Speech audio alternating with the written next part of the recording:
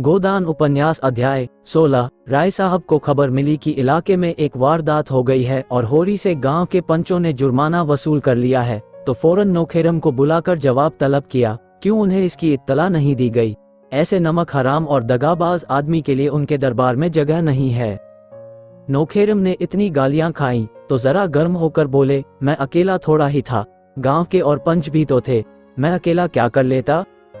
राय साहब ने उनकी तोंद की तरफ भाले जैसी नुकीली दृष्टि से देखा। मत बको जी, तुम्हें उसी वक्त कहना चाहिए था, जब तक सरकार को इत्तला न हो जाए मैं पंचों को जुर्माना न वसूल करने दूंगा। पंचों को मेरे और मेरी रियाया के बीच में दखल देने का हक क्या है?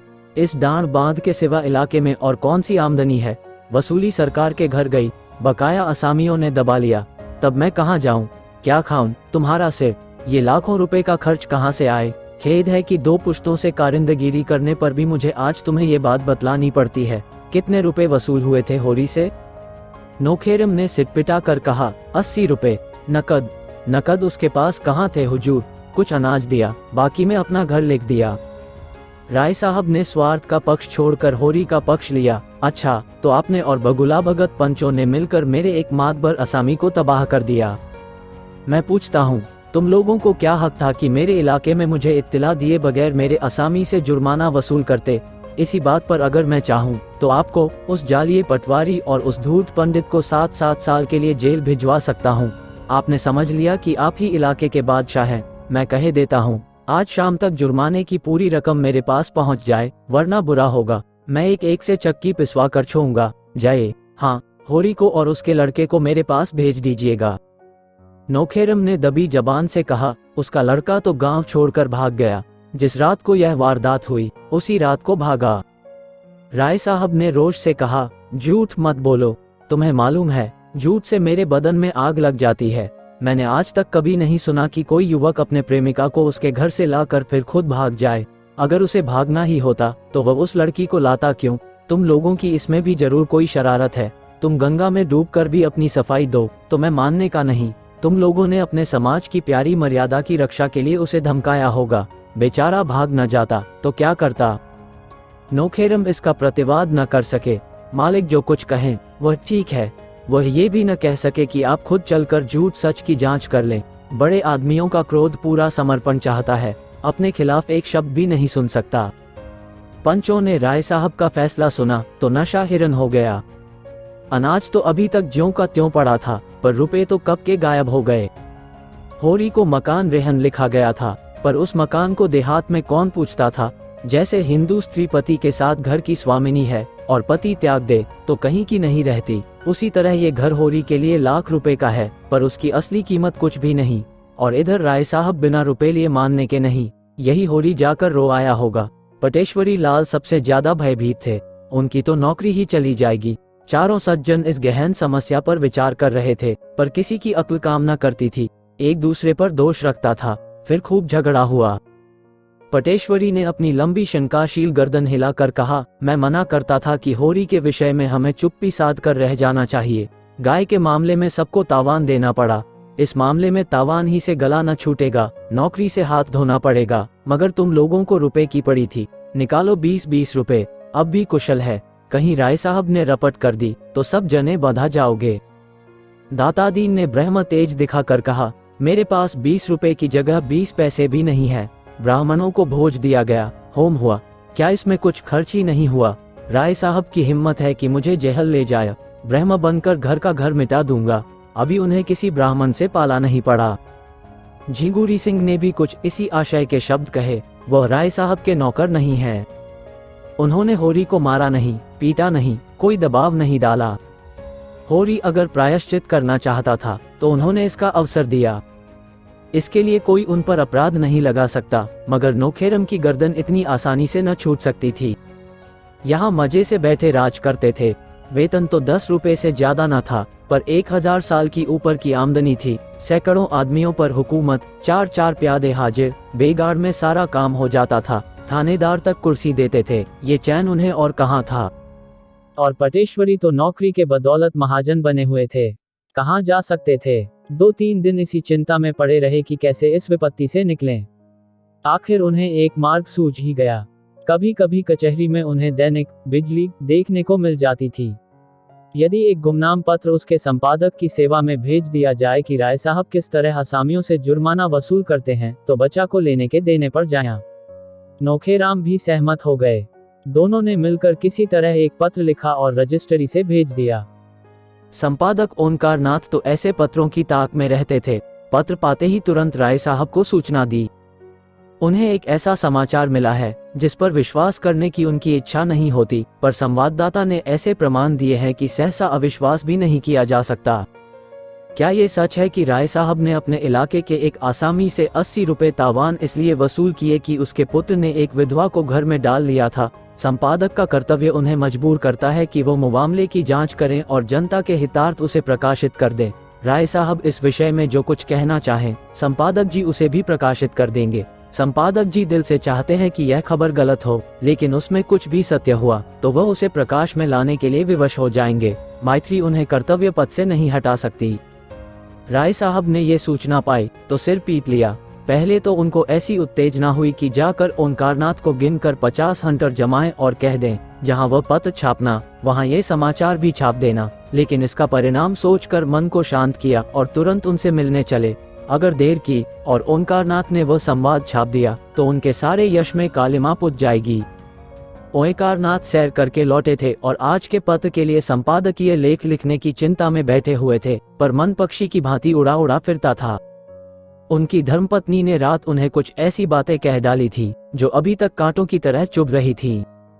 उन्हें कोई दरिद्र कह ले, अभागा कह ले, बुद्धू कह ले, वह जरा भी बुरा न मानते थे, लेकिन ये कहना कि उनमें पुरुषत्व नहीं है, यह उनके लिए असहाय था। और फिर अपनी पत्नी को ये कहने का क्या हक है? उससे तो यह आशा की जाती है कि कोई इस तरह का आक्षेप करे तो उसका मुंह बंद कर दे। बेशक वो ऐसी खबरें नहीं छापते, ऐसी टिप्पणियां नहीं करते कि सिर पर कोई आफत आ जाए। फूंक फूंक कर कदम रखते हैं। इन काले कानूनों के युग में वो और कर ही क्या सकते हैं, मगर वो क्यों सांप के बिल में हाथ नहीं डालते? इसीलिए तो कि उनके घर वालों को कष्ट न उठाने पड़े, और उनकी सहिष्णुता का उन्हें ये पुरस्कार मिल रहा है।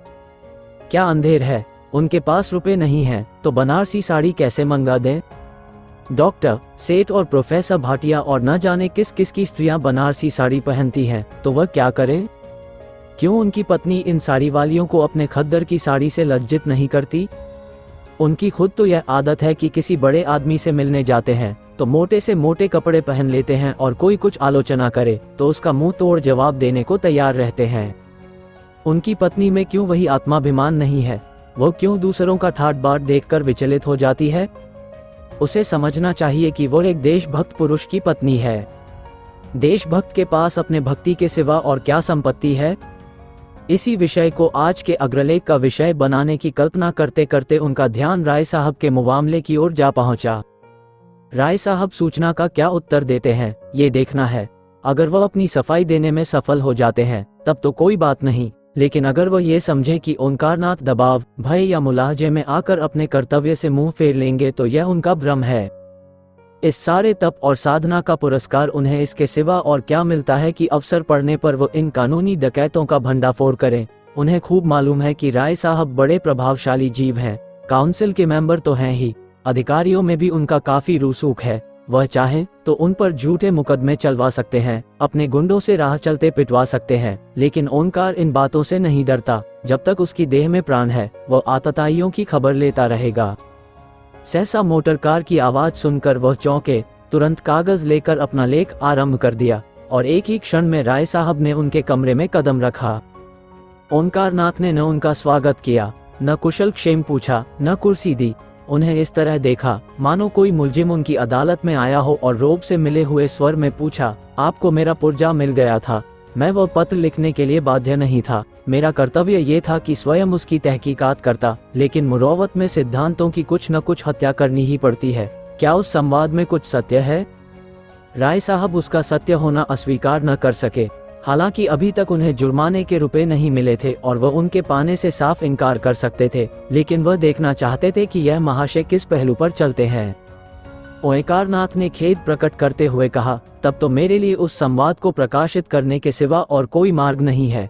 मुझे इसका दुख है कि मुझे अपने एक परम हितैषी मित्र की आलोचना करनी पड़ रही है। लेकिन कर्तव्य के आगे व्यक्ति कोई चीज नहीं। संपादक अगर अपना कर्तव्य न पूरा कर सके तो उसे इस आसन पर बैठने का कोई हक नहीं है। राय साहब कुर्सी पर डट गए और पान की गिलोरियां मुंह में भर कर बोले, लेकिन यह आपके हक में अच्छा न होगा। मुझे जो कुछ होना है पीछे होगा, आपको तत्काल दंड मिल जाएगा। अगर आप मित्रों की परवाह नहीं करते तो मैं भी उसी कैंडे का आदमी हूँ।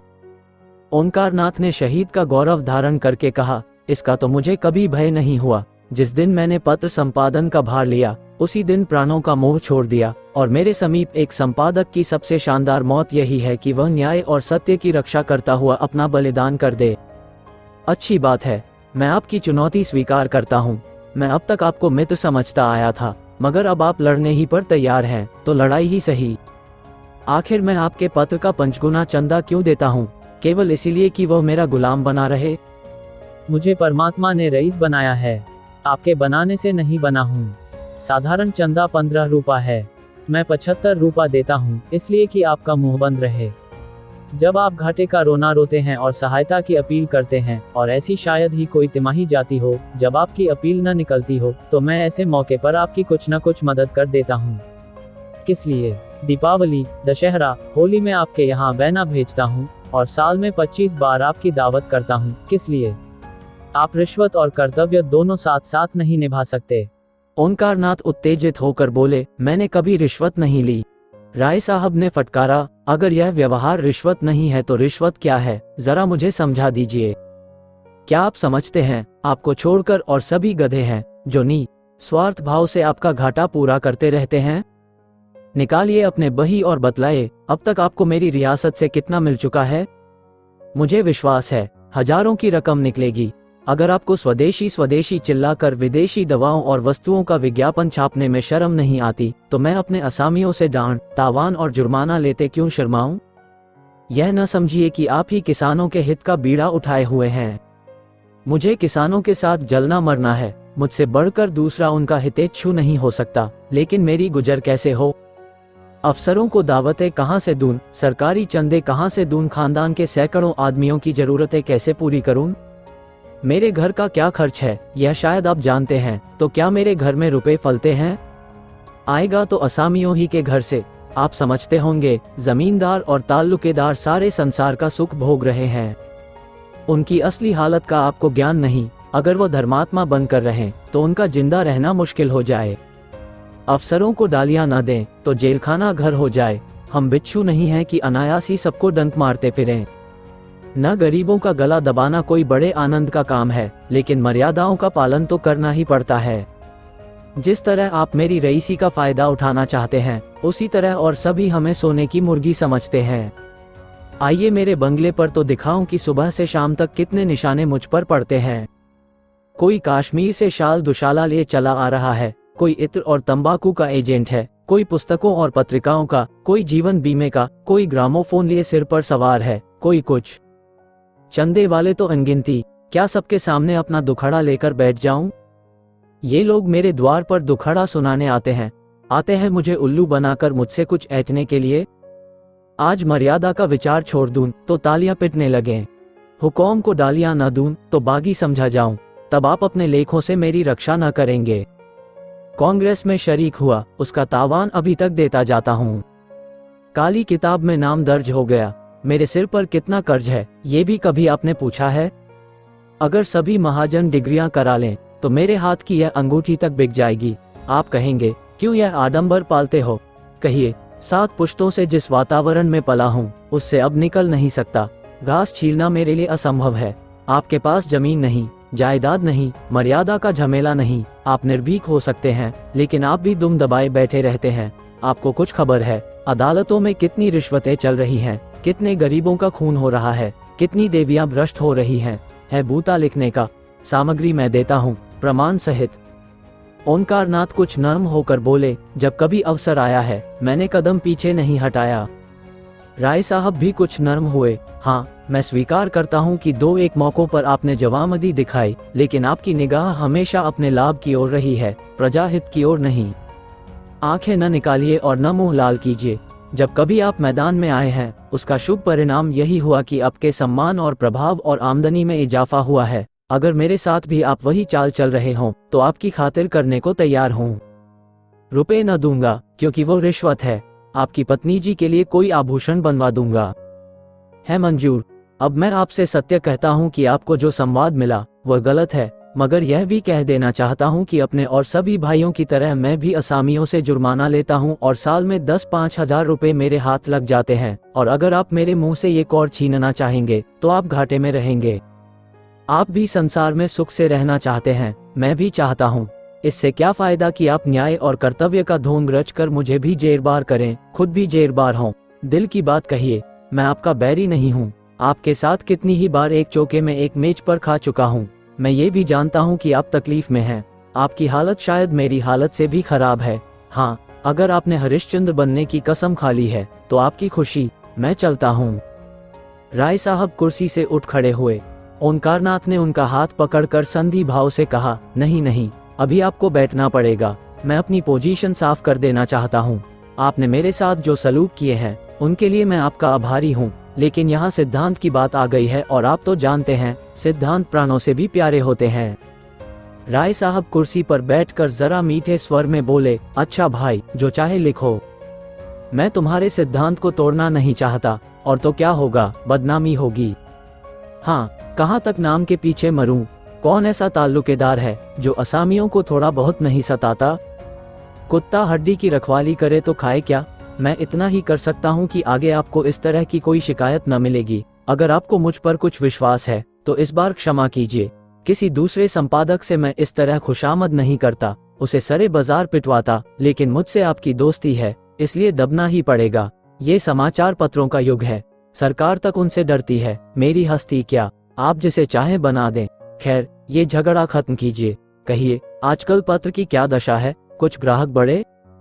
ओंकारनाथ ने अनिच्छा के भाव से कहा, किसी न किसी तरह काम चल जाता है और वर्तमान परिस्थिति में मैं इससे अधिक आशा नहीं रखता। मैं इस तरफ धन और भोग की लालसा लेकर नहीं आया था, इसलिए मुझे शिकायत नहीं है। मैं जनता की सेवा करने आया था और वह यथाशक्ति किए जाता हूँ। राष्ट्र का कल्याण हो, यही मेरी कामना है। एक व्यक्ति के सुख दुख का कोई मूल्य नहीं है।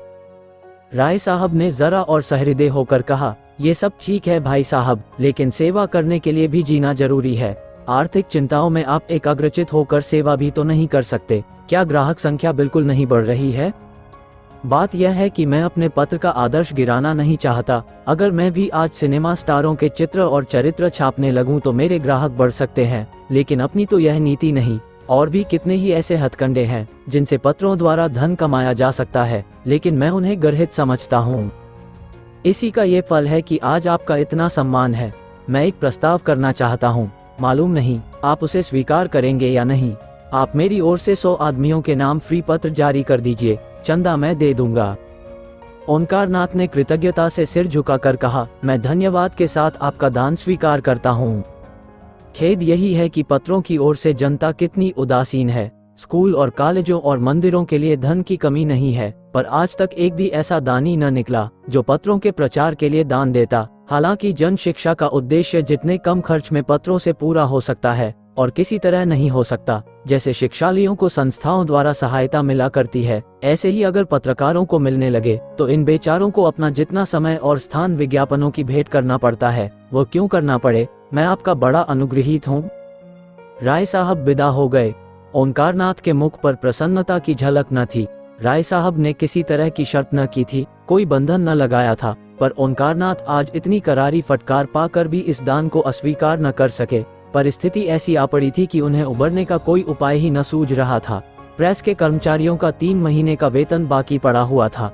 कागज वाले के 1000 से ऊपर आ रहे थे। यही क्या कम था कि उन्हें हाथ नहीं फैलाना पड़ा।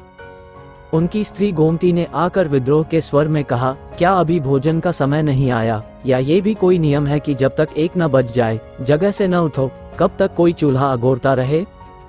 ओंकारनाथ ने दुखी आंखों से पत्नी की ओर देखा। गोमती का विद्रोह उड़ गया। वो उनकी कठिनाइयों को समझती थी। दूसरी महिलाओं के वस्त्राभूषण देखकर कभी कभी उसके मन में विद्रोह के भाव जाग उठते थे और वह पति को 2-4 जली कटी सुना जाती थी, पर वास्तव में ये क्रोध उनके प्रति नहीं, अपने दुर्भाग्य के प्रति था, और इसकी थोड़ी सी आंच अनायास ही ओंकारनाथ तक पहुंच जाती थी। वह उनका तपस्वी जीवन देखकर मन में कुढ़ती थी और उनसे सहानुभूति भी रखती थी। बस उन्हें थोड़ा सा सनकी समझती थी। उनका उदास मुंह देखकर पूछा, क्यों उदास हो, पेट में कुछ गड़बड़ है क्या? ओंकारनाथ को मुस्कराना पड़ा। कौन उदास है? मैं। मुझे तो आज जितनी खुशी है उतनी अपने विवाह के दिन भी न हुई थी। आज सवेरे 1500 की बोहनी हुई। किसी भाग्यवान का मुंह देखा था। गोमती को विश्वास न आया, बोली, झूठे हो, तुम्हें 1500 कहाँ मिल जाते हैं? 15 रुपए कहो, मान लेती हूँ। नहीं नहीं, तुम्हारे सिर की कसम, 1500 मारे। अभी राय साहब आए थे, 100 ग्राहकों का चंदा अपनी तरफ से देने का वचन दे गए हैं। गोमती का चेहरा उतर गया। तो मिल चुके? नहीं, राय साहब वादे के पक्के हैं। मैंने किसी ताल्लुकेदार को वादे का पक्का देखा ही नहीं। दादा एक ताल्लुकेदार के नौकर थे। साल साल भर तलब नहीं मिलती थी। उसे छोड़कर दूसरे की नौकरी की। उसने 2 साल तक एक पाई ना दी। एक बार दादा गरम पड़े तो मारकर भगा दिया। इनके वादों का कोई करार नहीं। मैं आज ही बिल भेजता हूँ, भेजा करो। कह देंगे कल आना। कल अपने इलाके पर चले जाएंगे, 3 महीने में लौटेंगे। ओंकारनाथ संशय में पड़ गए। ठीक तो है, कहीं राय साहब पीछे से मुकर गए तो वह क्या कर लेंगे? फिर भी दिल मजबूत करके कहा, ऐसा नहीं हो सकता। कम से कम राय साहब को मैं इतना धोखेबाज नहीं समझता। मेरा उनके यहाँ कुछ बाकी नहीं है। गोमती ने उसी संदेह के भाव से कहा, इसी से तो मैं तुम्हें बुद्धू कहती हूँ। जरा किसी ने सहानुभूति दिखाई और तुम फूल उठे। मोटे रईस हैं। इनके पेट में ऐसे कितने वादे हजम हो सकते हैं? जितने वादे करते हैं, अगर सब पूरा करने लगे तो भीख मांगने की नौबत आ जाए। मेरे गांव के ठाकुर साहब तो 2-2, 3-3 साल तक बनियों का हिसाब न करते थे। नौकरों का वेतन तो नाम के लिए देते थे। साल भर काम लिया, जब नौकर ने वेतन मांगा, मारकर निकाल दिया। कई बार इसी नादिहंदी में स्कूल से उनके लड़कों के नाम कट गए। आखिर उन्होंने लड़कों को घर बुला लिया। एक बार रेल का टिकट भी उधार मांगा था। ये राय साहब भी तो उन्हीं के भाईबंद हैं। चलो भोजन करो और चक्की पीसो, जो तुम्हारे भाग्य में लिखा है। ये समझ लो कि ये बड़े आदमी तुम्हें फटकारते रहें, वही अच्छा है। ये तुम्हें 1 पैसा देंगे तो उसका 4 गुना अपने असामियों से वसूल कर लेंगे। अभी उनके विषय में जो कुछ चाहते हो लिखते हो, तब तो ठकुर सोहाती ही करनी पड़ेगी। पंडित जी भोजन कर रहे थे, पर कौर मुंह में फंसा हुआ जान पड़ता था। आखिर बिना दिल का बोझ हल्का किए भोजन करना कठिन हो गया। बोले, अगर रुपए न दिए तो ऐसी खबर लूंगा कि याद करेंगे। उनकी चोटी मेरे हाथ में है। गांव के लोग झूठी खबर नहीं दे सकते। सच्ची खबर देते तो उनकी जान निकलती है। झूठी खबर क्या देंगे? राय साहब के खिलाफ एक रिपोर्ट मेरे पास आई है। छाप दूं तो बच्चा को घर से निकलना मुश्किल हो जाए। मुझे वह खैरात नहीं दे रहे हैं। बड़े दब्स्त में पड़कर इस राह पर आए हैं। पहले धमकियां दिखा रहे थे, जब देखा इससे काम न चलेगा तो यह चारा फेंका। मैंने भी सोचा, एक इनके ठीक हो जाने से तो देश से अन्याय मिटा जाता नहीं, फिर क्यों न इस दान को स्वीकार कर लूं। मैं अपने आदर्श से गिर गया हूं जरूर, लेकिन इतने पर भी राय साहब ने दगा की तो मैं भी सत्ता पर उतर आऊंगा। जो गरीबों को लूटता है, उसको लूटने के लिए अपनी आत्मा को बहुत समझाना न पड़ेगा। गोदान उपन्यास अध्याय 17। गांव में खबर फैल गई कि राय साहब ने पंचों को बुलाकर खूब डांटा और इन लोगों ने जितने रुपए वसूल किए थे वो सब इनके पेट से निकाल लिए। वह तो इन लोगों को जेहल भेजवा रहे थे, लेकिन इन लोगों ने हाथ पांव जोड़े, थूक कर चाटा, तब जाके उन्होंने छोड़ा। धनिया का कलेजा शीतल हो गया। गांव में घूम घूम कर पंचों को लज्जित करती फिरती थी। आदमी न सुने गरीबों की पुकार, भगवान तो सुनते हैं। लोगों ने सोचा था इनसे डांड लेकर मजे से फुलौड़ियां खाएंगे। भगवान ने ऐसा तमाचा लगाया कि फुलौड़ियां मुंह से निकल पड़ी। एक एक के 2-2 भरने पड़े। अब चाटो मेरा मकान लेकर। मगर बैलों के बिना खेती कैसे हो? गांवों में बुआई शुरू हो गई। कार्तिक के महीने में किसान के बैल मर जाए तो उसके दोनों हाथ कट जाते हैं। होरी के दोनों हाथ कट गए थे और सब लोगों के खेतों में हल चल रहे थे। बीज डाले जा रहे थे। कहीं कहीं गीत की तानें सुनाई देती थी। होरी के खेत किसी अनाथ अबला के घर की भांति सूने पड़े थे। पुनिया के पास भी गोई थी, शोभा के पास भी गोई थी, मगर उन्हें अपने खेतों की बुआई से कहां फुर्सत की होरी की बुआई करें। होरी दिन भर इधर उधर मारा मारा फिरता था। कहीं इसके खेत में जा बैठता, कहीं उसकी बुआई करा देता। इस तरह कुछ अनाज मिल जाता। धनिया, रूपा, सोना सभी दूसरों की बुआई में लगी रहती थी। जब तक बुआई रही, पेट की रोटियां मिलती गईं, विशेष कष्ट न हुआ। मानसिक वेदना तो अवश्य होती थी, पर खाने भर को मिल जाता था। रात को नित्य स्त्री पुरुष में थोड़ी सी लड़ाई हो जाती थी। यहाँ तक कि कार्तिक का महीना बीत गया और गांव में मजदूरी मिलनी भी कठिन हो गई। अब सारा दारमदार ऊख पर था जो खेतों में खड़ी थी। रात का समय था, सर्दी खूब पड़ रही थी। होरी के घर में आज कुछ खाने को न था। दिन को तो थोड़ा सा भुना हुआ मटर मिल गया था, पर इस वक्त चूल्हा जलने का कोई डौल न था और रूपा भूख के मारे व्याकुल थी और द्वार पर कौड़े के सामने बैठी रो रही थी। घर में जब अनाज का एक दाना भी नहीं है तो क्या मांगे, क्या कहे। जब भूख न सही गई तो वह आग मांगने के बहाने पुनिया के घर गई। पुनिया बाजरे की रोटियां और बथुए का साग पका रही थी। सुगंध से रूपा के मुंह में पानी भर आया। पुनिया ने पूछा, क्या अभी तेरे घर आग नहीं जली क्या री? रूपा ने दीनता से कहा, आज तो घर में कुछ था ही नहीं, आग कहाँ से जलती? तो फिर आग काहे को मांगने आई है? दादा तमाकू पिएंगे? पुनिया ने उपले की आग उसकी ओर फेंक दी, मगर रूपा ने आग उठाई नहीं और समीप जाकर बोली, तुम्हारी रोटियां महक रही हैं काकी, मुझे बाजरे की रोटियां बड़ी अच्छी लगती हैं। पुनिया ने मुस्करा कर पूछा, खाएगी? अम्मा डांटेंगी। अम्मा से कौन कहने जाएगा। रूपा ने पेट भर रोटियां खाईं और जूठे मुंह भागी हुई घर चली गई। होरी मन मारे बैठा था कि पंडित दातादीन ने जाकर पुकारा। होरी की छाती धड़कने लगी, क्या कोई नई विपत्ति आने वाली है। आकर उनके चरण छुए और कौड़े के सामने उनके लिए माची रख दी। दातादीन ने बैठते हुए अनुग्रह भाव से कहा, अब की तो तुम्हारे खेत परती पड़ गए होरी। तुमने गांव में किसी से कुछ कहा नहीं भोला की मजाल थी कि तुम्हारे द्वार से बैल खोल ले जाता। यही लहास गिर जाती। मैं तुमसे जनेऊ हाथ में लेकर कहता हूँ होरी, मैंने तुम्हारे ऊपर डांड न लगाया था। धनिया मुझे नाहक बदनाम करती फिरती है।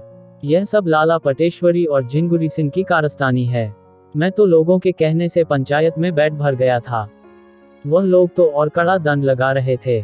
मैंने कह सुन के कम कराया, मगर अब सब जने सिर पर हाथ धरे रो रहे हैं। समझे थे यहाँ उन्हीं का राज है। यह न जानते थे कि गांव का राजा कोई और है। तो अब अपने खेतों की बुआई का क्या इंतजाम कर रहे हो? होरी ने करुण कंठ से कहा, क्या बताऊं महाराज, पड़ती रहेंगे। ये तो बड़ा अनर्थ होगा। भगवान की यही इच्छा है तो अपना क्या बस। मेरे देखते तुम्हारे खेत कैसे पड़ती रहेंगे। कल मैं तुम्हारी बुआई करा दूंगा।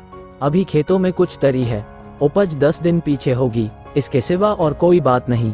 हमारा तुम्हारा आधा साझा रहेगा, इसमें न तुम्हें कोई टोटा है न मुझे। मैंने आज बैठे बैठे सोचा तो चित बड़ा दुखी हुआ कि जुते जुताए खेत पड़ती रहे जाते हैं। होरी सोच में पड़ गया। चौमासे भर इन खेतों में खाद डाली, जोता और आज केवल बुआई के लिए आधी फसल देनी पड़ रही है। उस पर एहसान कैसा जता रहे हैं, लेकिन इससे तो अच्छा यही है कि खेत पड़ती पड़ जाए और कुछ न मिलेगा, लगान तो निकल ही आएगा। नहीं, अब की बेबाकी न हुई तो बेदखली आई धरी है। उसने ये प्रस्ताव स्वीकार कर लिया। दातादीन प्रसन्न होकर बोले, तो चलो मैं अभी बीज तौल दूं, जिससे सवेरे का झंझट न रहे। रोटी तो खाली है ना? होरी ने लजाते हुए आज घर में चूल्हा न जलने की कथा कही। दातादीन ने मीठे उलाहने के भाव से कहा, अरे तुम्हारे घर में चूल्हा नहीं जला और तुमने मुझसे कहा भी नहीं। हम तुम्हारे बैरी तो नहीं थे, इसी बात पर तुमसे मेरा जी कुर्ता है। अरे भले आदमी, इसमें लाज शर्म की कौन बात है। हम सब एक ही तो हैं। तुम शूद्र हुए तो क्या, हम बामहन हुए तो क्या, हैं तो सब एक ही घर के। दिन सब के बराबर नहीं जाते। कौन जाने कल मेरे ही ऊपर कोई संकट आ पड़े तो मैं तुमसे अपना दुख न कहूंगा तो किससे कहूंगा। अच्छा जो हुआ, चलो बेंग ही के साथ तुम्हें मंदो मन अनाज खाने को भी तौल दूंगा। आधा घंटे में होरी मन भर जौ का टोकरा सिर पर रखे आया और घर की चक्की चलने लगी। धनिया रोती थी और सोना के साथ जौ पीसती थी। भगवान उसे किस कुकर्म का ये दंड दे रहे हैं। दूसरे दिन से बुआई शुरू हुई। होरी का सारा परिवार इस तरह काम में जुटा हुआ था मानो सब कुछ अपना ही है। कई दिन के बाद सिंचाई भी इसी तरह हुई। दातादीन को सेंध मेंध के मजूर मिल गए। अब कभी कभी उनका लड़का मातादीन भी घर में आने लगा। जवान आदमी था, बड़ा रसिक और बातचीत का मीठा। दातादीन जो कुछ छीन झपट कर लाते थे वह उसे भांग बूटी में उड़ाता था। एक चमारिन से उसकी आशनाई हो गई थी, इसलिए अभी तक ब्याह न हुआ था। वह रहती अलग थी, पर सारा गांव ये रहस्य जानते हुए भी कुछ न बोल सकता था।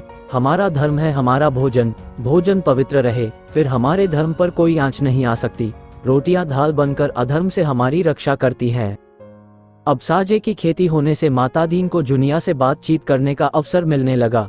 वह ऐसे दांव से आता जब घर में जुनिया के सिवा और कोई न होता। कभी किसी बहाने से। जुनिया रूपवती न थी, लेकिन जवान थी और उसकी चमारिन प्रेमिका से अच्छी थी। कुछ दिन शहर में रह चुकी थी। पहनना ओढ़ना बोलना चालना जानती थी और लज्जाशील भी थी, जो स्त्री का सबसे बड़ा आकर्षण है। माता दीन कभी कभी उसके बच्चे को गोद में उठा लेता और प्यार करता। जुनिया निहाल हो जाती थी। एक दिन उसने जुनिया से कहा, तुम क्या देखकर गोबर के साथ आई जूना? जुनिया ने लजाते हुए कहा, भाग खींच लाया महाराज, और क्या कहूँ। माता दीन दुखी मन से बोला, बड़ा बेवफा आदमी है। तुम जैसी लक्ष्मी को छोड़कर न जाने कहाँ मारा मारा फिर रहा है।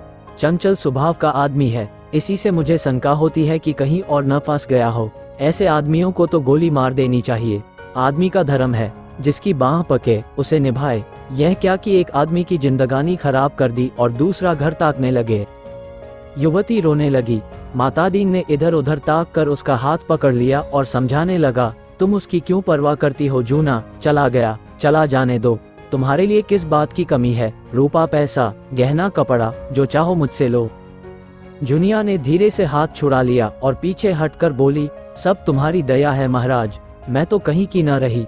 घर से भी गई, यहाँ से भी गई, न माया मिली न राम ही हाथ आए। दुनिया का रंग ढंग न जानती थी। इसकी मीठी मीठी बातें सुनकर जाल में फंस गई। माता दीन ने गोबर की बुराई करनी शुरू की। वह तो निरा लफंगा है, घर का ना घाट का। जब देखो माँ बाप से लड़ाई, कहीं पैसा पा जाए चट जुआ खेल डालेगा। चरस और गांजे में उसकी जान बसती थी। सोएदों के साथ घूमना, बहू बेटियों को छेड़ना, यही उसका काम था। थानेदार साहब बदमाशी में उसका चालान करने वाले थे। हम लोगों ने बहुत खुशामद की, तब जाकर छोड़ा। दूसरों के खेत खलिहान से अनाज उड़ा लिया करता। कई बार तो खुद उसी ने पकड़ा था, पर गांव घर का समझकर छोड़ दिया। सोना ने बाहर आकर कहा, भाभी अम्मा ने कहा है अनाज निकाल कर धूप में डाल दो, नहीं चोकर बहुत निकलेगा। पंडित ने जैसे बुखार में पानी डाल दिया हो।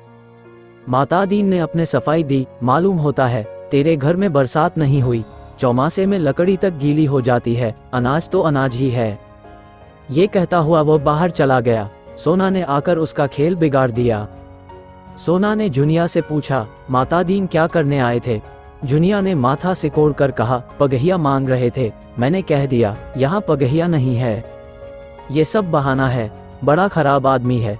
मुझे तो बड़ा भला आदमी लगता है। क्या खराबी है उसमें? तुम नहीं जानती, सिलिया चमारिन को रखे हुए है, तो इसी से खराब आदमी हो गया।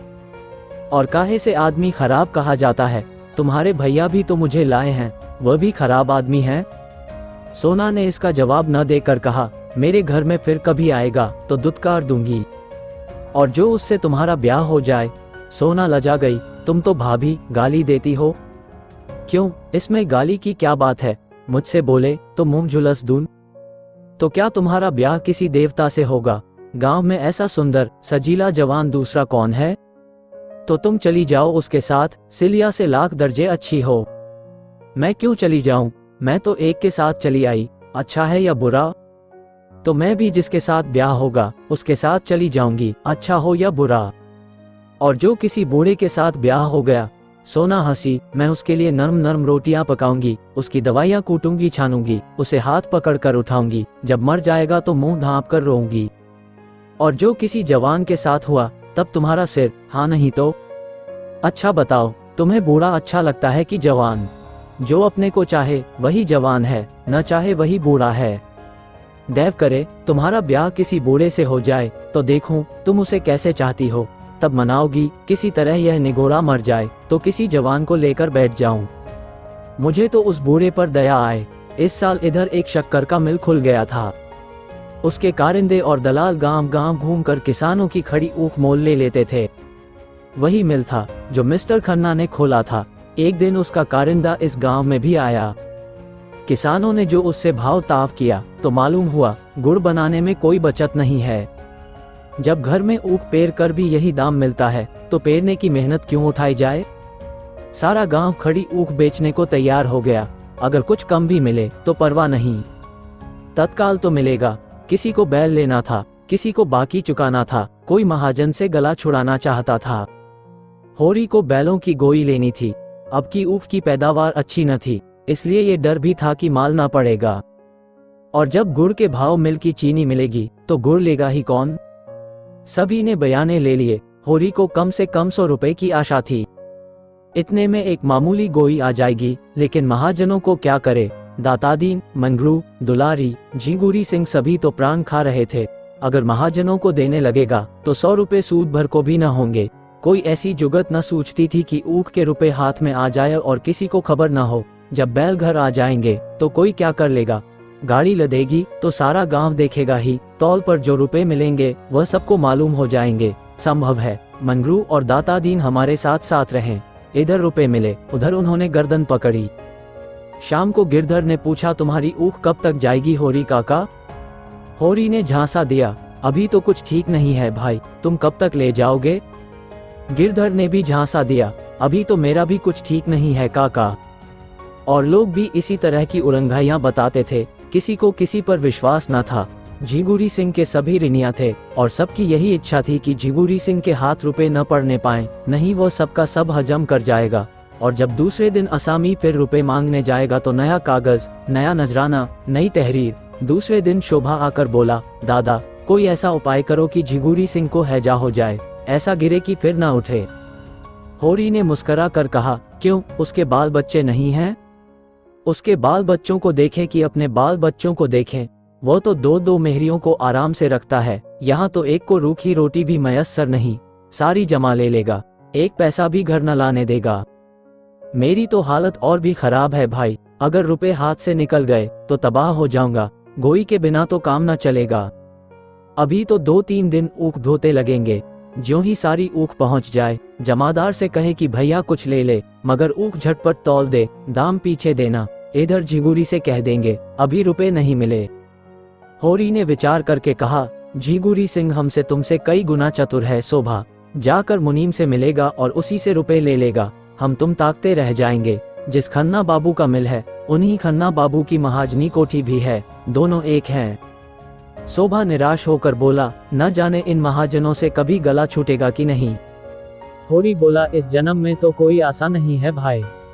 हम राज नहीं चाहते, भोग विलास नहीं चाहते, खाली मोटा झोटा पहनना और मोटा झोटा खाना और मर्जाद के साथ रहना चाहते हैं, वह भी नहीं सकोता। शोभा ने धूर्तता के साथ कहा, मैं तो दादा इन सबों को अब की चकमा दूंगा। जमादार को कुछ दे दिलाकर इस बात पर राजी कर लूंगा कि रुपए के लिए हमें खूब दौड़ाएं। झिंगुरी कहाँ तक दौड़ेंगे। होरी ने हंसकर कहा, ये सब कुछ न होगा भैया, कुशल इसी में है कि झिंगुरी सिंह के हाथ पांव जोड़ो। हम जाल में फंसे हुए हैं, जितना ही फड़फड़ाओगे उतना ही और जकड़ते जाओगे। तुम तो दादा बूढ़ों की सी बातें कर रहे हो, कटघरे में फंसे बैठे रहना तो कायरता है। फंदा और जकड़ जाए बला से, पर गला छुड़ाने के लिए जोर तो लगाना ही पड़ेगा। यही तो होगा, झिंगुरी घर द्वार नीलाम करा लेंगे। करा ले नीलाम। मैं तो चाहता हूँ कि हमें कोई रुपए न दे, हमें भूखों मरने दे, लाते खाने दे, एक पैसा भी उधार न दे। लेकिन पैसा वाले उधार न दे तो सूद कहाँ से पाएं। एक हमारे ऊपर दावा करता है तो दूसरा हमें कुछ कम सूद पर रुपए उधार देकर अपने जाल में फंसा लेता है। मैं तो उसी दिन रुपए लेने जाऊंगा जिस दिन झिंगुरी कहीं चला गया होगा। होरी का मन भी विचलित हुआ। हाँ ये ठीक है, ऊख तुलवा देंगे, रुपए दाम घात देख कर ले आएंगे। बस यही चाल चलो। दूसरे दिन प्रातः काल गांव के कई आदमियों ने ऊख काटनी शुरू की। होरी भी अपने खेत में गणनासा लेकर पहुंचा। उधर से शोभा भी उसकी मदद को आ गया। पुनिया, झुनिया, कनिया, सोना सभी खेत में जा पहुंची। कोई ऊख काटता था, कोई छीलता था, कोई पूले बांधता था। महाजनों ने जो ऊख करते देखी तो पेट में चूहे दौड़े। एक तरफ से दुलारी दौड़ी, दूसरी तरफ से मंगरू शाह, तीसरी ओर से मातादीन और पटेश्वरी और झिंगुरी के पियादे। दुलारी हाथ पांव में मोटे मोटे चांदी के कड़े पहने, कानों में सोने का झुमका, आंखों में काजल लगाए, बूढ़े यौवन को रंगे रंगाए आकर बोली, पहले मेरे रुपए दे दो, तब ऊख काटने दूंगी। मैं जितना गम खाती हूँ उतना ही तुम शेर होते हो। 2 साल से एक धेला सूद नहीं दिया, 50 तो मेरे सूद के होते हैं। होरी ने घिघिया कर कहा, भाभी ऊख काट लेने दो, इसके रुपए मिलते हैं तो जितना हो सकेगा तुमको भी दूंगा। न गांव छोड़कर भागा जाता हूँ, न इतनी जल्दी मौत ही आई जाती है। खेत में खड़ी ऊख तो रुपए न देगी। दुलारी ने उसके हाथ से गणरासा छीन कर कहा, नीयत इतनी खराब हो गई है तुम लोगों की, तभी तो बरकत नहीं होती। आज 5 साल हुए। होरी ने दुलारी से 30 रुपए लिए थे। 3 साल में उसके 100 रुपए हो गए। तब स्टाम्प लिखा गया। 2 साल में उस पर 50 रुपया सूद चढ़ गया था।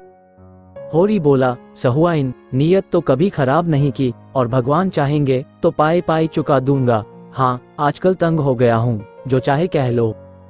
सहुआइन को जाते देर नहीं हुई कि मंगरू साहब पहुंचे। काला रंग, तोंद कमर के नीचे लटकती हुई, 2 बड़े बड़े दांत सामने जैसे काट खाने को निकले हुए, सिर पर टोपी, गले में चादर, उम्र अभी 50 से ज्यादा नहीं, पर लाठी के सहारे चलते थे। गठिया का मरज हो गया था, खांसी भी आती थी। लाठी टेक कर खड़े हो गए और होरी को डांट बताई, पहले हमारे रुपए दे दो होरी, तब ऊख काटो। हमने रुपए उधार दिए थे, खैरात नहीं थे। 3 साल हो गए, न सूद न ब्याज, मगर यह न समझना कि तुम मेरे रुपए हजम कर जाओगे, मैं तुम्हारे मुर्दे से भी वसूल कर लूंगा। शोभा मस्खरा था, बोला, तब काहे को घबराते हो साहजी, इनके मुर्दे ही से वसूल कर लेना। नहीं, 1-2 साल के आगे पीछे दोनों ही स्वर्ग में पहुंचोगे, वहीं भगवान के सामने अपना हिसाब चुका लेना।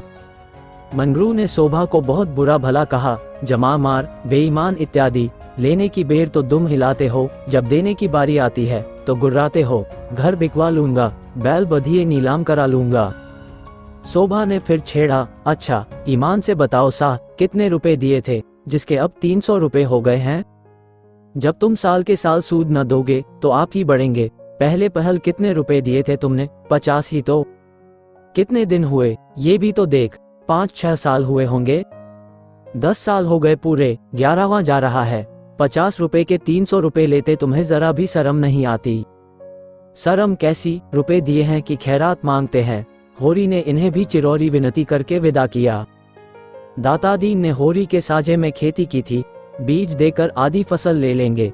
इस वक्त कुछ छेड़छाड़ करना नीति विरुद्ध था।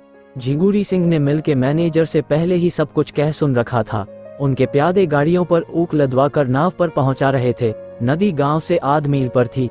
एक गाड़ी दिन भर में 7-8 चक्कर कर लेती थी और नाव एक खेबे में 50 गाड़ियों का बोझ लाद लेती थी। इस तरह किफायत पड़ती थी। इस सुविधा का इंतजाम करके झिंगुरी सिंह ने सारे इलाके को एहसान से दबा दिया था। तौल शुरू होते ही झिंगुरी सिंह ने मिल के फाटक पर आसन जमा लिया। हर एक की ऊख तौलाते थे, दाम का पुर्जा लेते थे, खजांची से रुपए वसूल करते थे और अपना पावना काटकर असामी को देते थे। असामी कितना ही रोए चीखे, किसी की न सुनते थे। मालिक का यही हुक्म था, उनका क्या बस। होरी को 120 रुपए मिले। उसमें से झिंगुरी सिंह ने अपने पूरे रुपए सूद समेत काट कर कोई 25 रुपए होरी के हवाले किए। होरी ने रुपए की ओर उदासीन भाव से देखकर कहा, ये लेकर मैं क्या करूंगा ठाकुर, ये भी तुम ही ले लो, मेरी लिए मजूरी बहुत मिलेगी।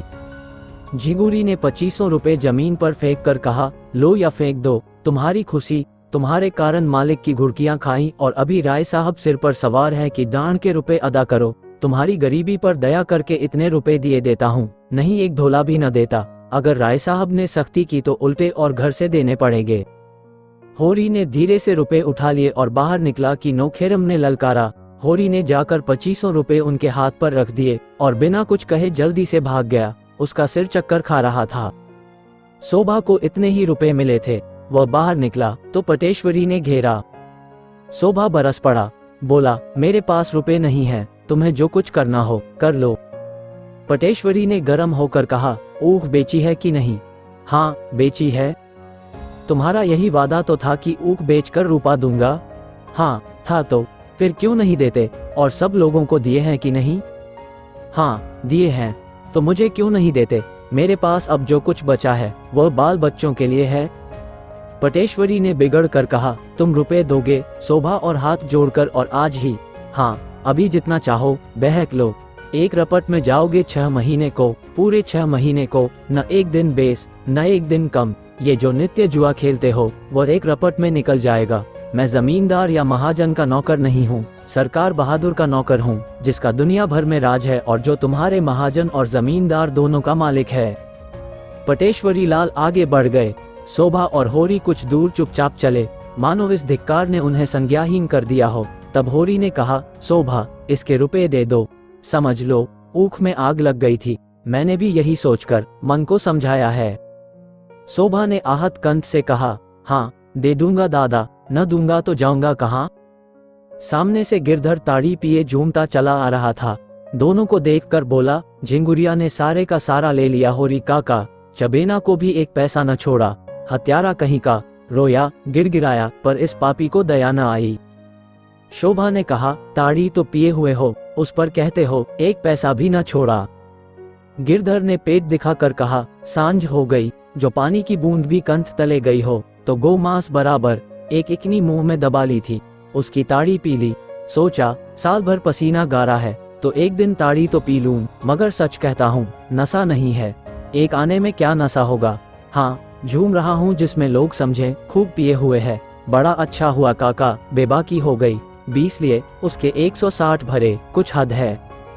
होरी घर पहुंचा तो रूपा पानी लेकर दौड़ी, सोना चिलम भर लाई। धनिया ने चबेना और नमक लाकर रख दिया और सभी आशा भरी आंखों से उसकी ओर ताकने लगी। जुनिया भी चौखट पर आ खड़ी हुई थी। होरी उदास बैठा था, कैसे मुंह हाथ धोए, कैसे चबेना खाए, ऐसा लज्जित और ग्लानित था मानो हत्या करके आया हो। धनिया ने पूछा, कितने की तौल हुई। 120 मिले, पर सब वहीं लुट गए, धेला भी न बचा। धनिया सिर से पांव तक भस्म हो उठी, मन में ऐसा उद्वेग उठा कि अपना मुंह नोच ले। बोली, तुम जैसा घामड़ आदमी भगवान ने क्यों रचा, कहीं मिलते तो उनसे पूछती। तुम्हारे साथ सारी जिंदगी तलक हो गई, भगवान मौत भी नहीं देते कि जंजाल से जान छूटे। उठाकर सारे रुपए बहनोइयों को दे दिए, अब और कौन आमदनी है जिससे गोई आएगी।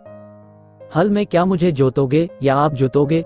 मैं कहती हूँ तुम बूढ़े हुए, तुम्हें इतनी अक्ल भी नहीं आई कि गोई भर के रुपए तो निकाल लेते, कोई तुम्हारे हाथ से छीन थोड़े लेता। पूस की यह ठंड और किसी की देह पर लगता नहीं, ले जाओ सबको नदी में डुबा दो।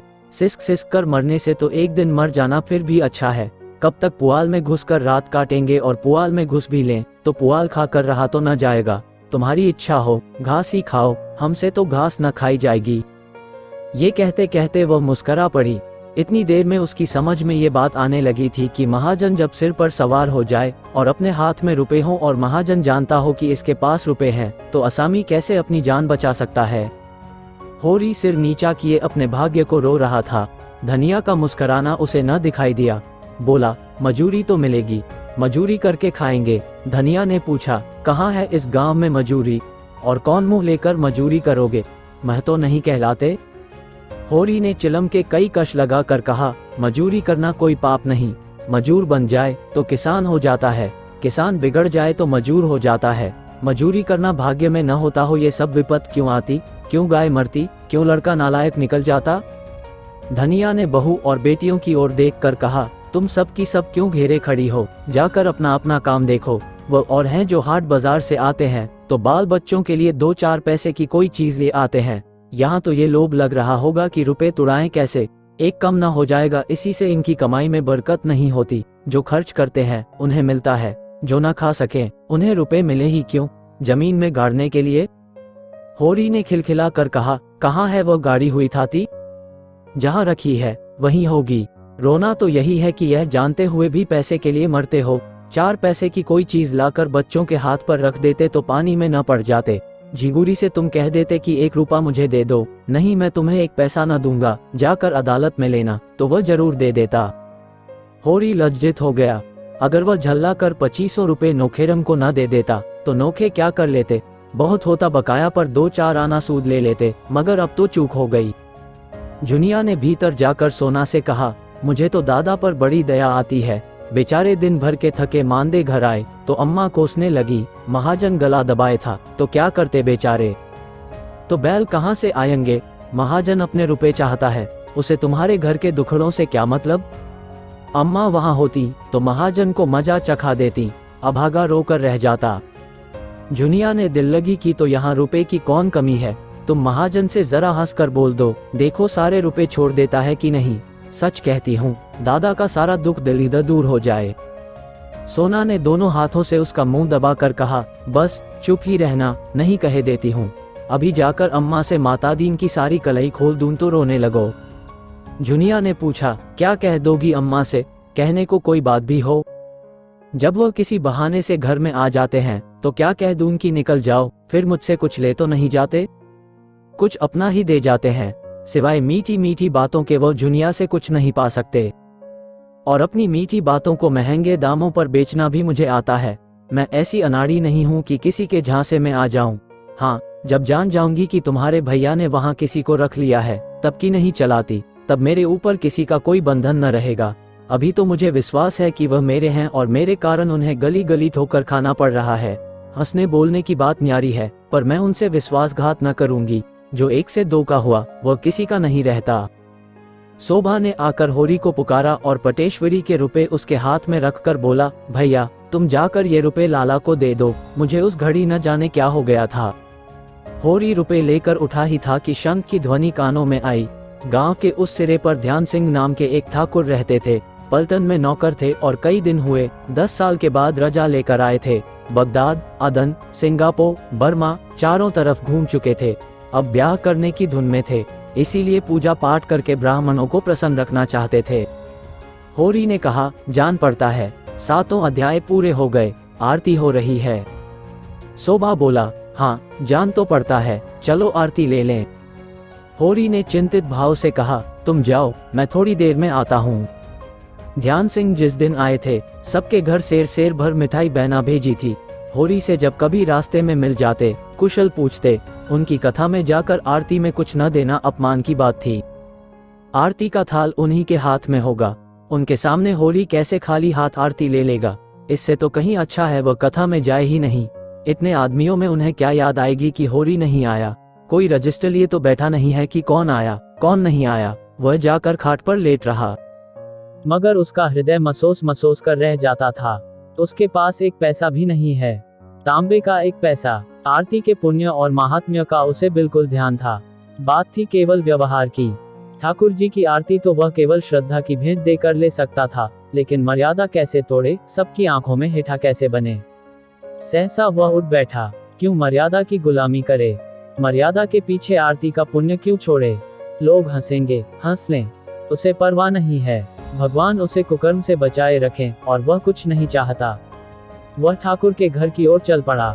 गोदान उपन्यास अध्याय 18 खन्ना और गोविंदी में नहीं पड़ती। क्यों नहीं पड़ती ये बताना कठिन है।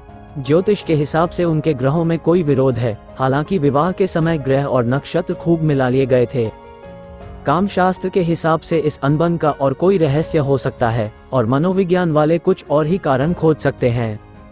हम तो इतना ही जानते हैं कि उनमें नहीं पड़ती। खन्ना धनवान है, रसिक हैं, मिलनसार हैं, रूपवान हैं, अच्छे खासे पढ़े लिखे हैं और नगर के विशिष्ट पुरुषों में हैं।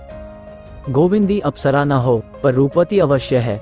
गेहुआ रंग, लज्जाशील आंखें जो एक बार सामने उठकर फिर झुक जाती हैं। कपोलों पर लाली न हो, पर चिकनापन है। गात कोमल, अंगविन्यास सुडौल, गोल बाहें, मुख पर एक प्रकार की अरुचि जिसमें कुछ गर्व की झलक भी है, मानो संसार के व्यवहार और व्यापार को हेय समझती है। खन्ना के पास विलास के ऊपरी साधनों की कमी नहीं। अव्वल दर्जे का बंगला है, अव्वल दर्जे का फर्नीचर, अव्वल दर्जे की कार और अपार धन। पर गोविंदी की दृष्टि में जैसे इन चीजों का कोई मूल्य नहीं। इस खारे सागर में वह प्यासी पड़ी रहती है। बच्चों का लालन पालन और गृहस्थी के छोटे मोटे काम ही उसके लिए सब कुछ हैं। वो इनमें इतनी व्यस्त रहती है कि भोग की ओर उसका ध्यान ही नहीं जाता।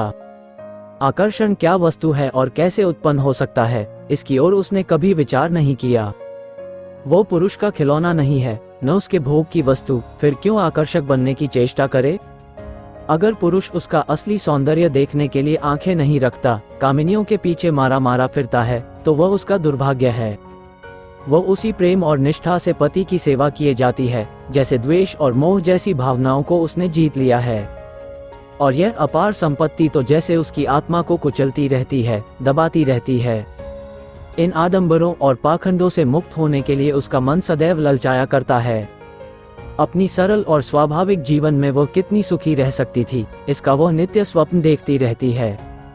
तब क्यों मालती उसके मार्ग में आकर बाधक हो जाती, क्यों वेश्याओं के मुजरे होते, क्यों ये संदेह और बनावट और अशांति उसके जीवन पथ में कांटा बनती।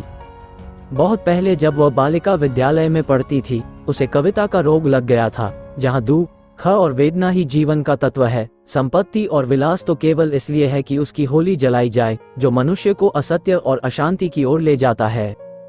वो अब भी कभी कभी कविता रचती थी, लेकिन सुनाए किसे। उसकी कविता केवल मन की तरंग या भावना की उड़ान न थी, उसके एक एक शब्द में उसके जीवन की व्यथा और उसके आंसुओं की ठंडी जलन भरी होती थी। किसी ऐसे प्रदेश में जा बसने की लालसा, जहां वह पाखंडों और वासनाओं से दूर अपने शांत कुटिया में सरल आनंद का उपभोग करे। खन्ना उसकी कविताएं देखते तो उनका मजाक उड़ाते और कभी कभी फाड़कर फेंक देते। और संपत्ति की यह दीवार दिन दिन ऊंची होती जाती थी और दंपति को एक दूसरे से दूर और पृथक करती जाती थी। खन्ना अपने ग्राहकों के साथ जितना ही मीठा और नम्र था, घर में उतना ही कटु और उद्दंड। अक्सर क्रोध में गोविंदी को अपशब्द कह बैठता। शिष्टता उसके लिए दुनिया को ठगने का एक साधन थी, मन का संस्कार नहीं। ऐसे अवसरों पर गोविंदी अपने एकांत कमरे में जा बैठती और रात की रात रोया करती और खन्ना दीवान खाने में मुजरे सुनता या क्लब में जाकर शराबें उड़ाता। लेकिन ये सब कुछ होने पर भी खन्ना उसके सर्वस्व थे। वह दलित और अपमानित होकर भी खन्ना की लौड़ी थी। उनसे लड़ेगी, जलेगी, रोएगी, पर रहेगी उन्हीं की। उनसे पृथक जीवन की वह कोई कल्पना ही न कर सकती थी। आज मिस्टर खन्ना किसी बुरे आदमी का मुंह देखकर उठे थे। सवेरे ही पत्र खोला तो उनके कई स्टॉकों का दर गिर गया था, जिसमें उन्हें कई हजार की हानि होती थी। शक्कर मिल के मजदूरों ने हड़ताल कर दी थी और दंगा फसाद करने पर आमादा थे। नफे की आशा से चांदी खरीदी थी, मगर उसका दर आज और भी ज्यादा गिर गया था। राय साहब से जो सौदा हो रहा था और जिसमें उन्हें खासे नफे की आशा थी, वह कुछ दिनों के लिए टलता हुआ जान पड़ता था। फिर रात को बहुत पी जाने के कारण इस वक्त सिर भारी था और देह टूट रही थी। उधर शोफर ने कार के इंजन में कुछ खराबी पैदा हो जाने की बात कही थी और लाहौर में उनके बैंक पर एक दीवानी मुकदमा दायर हो जाने का समाचार भी मिला था। बैठे मन में झुंझल रहे थे कि उसी वक्त गोविंदी ने आकर कहा, भीष्म का ज्वर आज भी नहीं उतरा, किसी डॉक्टर को बुला दो। भीष्म उनका सबसे छोटा पुत्र था और जन्म से ही दुर्बल होने के कारण उसे रोज एक न एक शिकायत बनी रहती थी। आज खांसी है तो कल बुखार, कभी पसली चल रही है, कभी हरे पीले दस्त आ रहे हैं। 10 महीने का हो गया था, पर लगता था 5-6 महीने का। खन्ना की धारणा हो गई थी कि यह लड़का बचेगा नहीं, इसलिए उसकी ओर से उदासीन रहते थे, पर गोविंदी इसी कारण उसे और सब बच्चों से ज्यादा चाहती थी। खन्ना ने पिता के स्नेह का भाव दिखाते हुए कहा, बच्चों को दवाओं का आदी बना देना ठीक नहीं, और तुम्हें दवा पिलाने का मरज है। जरा कुछ हुआ और डॉक्टर बुलाओ। एक रोज देखो, आज तीसरा ही दिन तो है, शायद आज आप उतर जाए। गोविंदी ने आग्रह किया। 3 दिन से नहीं उतरा, घरेलू दवाएं करके हार गई। खन्ना ने पूछा, अच्छी बात है, बुला देता हूँ। किसे बुलाऊं? बुला लो डॉक्टर नाग को। अच्छी बात है, उन्हीं को बुलाती हूँ, मगर यह समझ लो नाम हो जाने से ही कोई अच्छा डॉक्टर नहीं हो जाता। नाग फीस चाहे जितनी चाहे ले लें, उनकी दवा से किसी को अच्छा होते नहीं देखा। वो तो मरीजों को स्वर्ग भेजने के लिए मशहूर है। तो जिसे चाहो बुला लो। मैंने तो नाग को इसलिए कहा था कि वो कई बार आ चुके हैं। मिस मालती को क्यों न बुला लूं? फीस भी कम और बच्चों का हाल लेडी डॉक्टर जैसा समझेगी, कोई मर्द डॉक्टर नहीं समझ सकता। गोविंदी ने जल कर कहा, मैं मिस मालती को डॉक्टर नहीं समझती। खन्ना ने भी तेज आंखों से देख कर कहा, तो वो इंग्लैंड घास खोदने गई थी और हजारों आदमियों को आज जीवन दान दे रही है। ये सब कुछ नहीं है? होगा, मुझे उन पर भरोसा नहीं है। वह मर्दों के दिल का इलाज कर ले और किसी की दवा उनके पास नहीं है। बस थम गई। खन्ना गर्जने लगे, गोविंदी बरसने लगी। उनके बीच में मालती का नाम आ जाना मानो लड़ाई का अल्टीमेटम था। खन्ना ने सारे कागजों को जमीन पर फेंक कर कहा, तुम्हारे साथ जिंदगी तलक हो गई। गोविंदी ने नुकीले स्वर में कहा, तो मालती से ब्याह कर लो ना, अभी क्या बिगड़ा है अगर वहां दाल गले। तुम मुझे क्या समझती हो?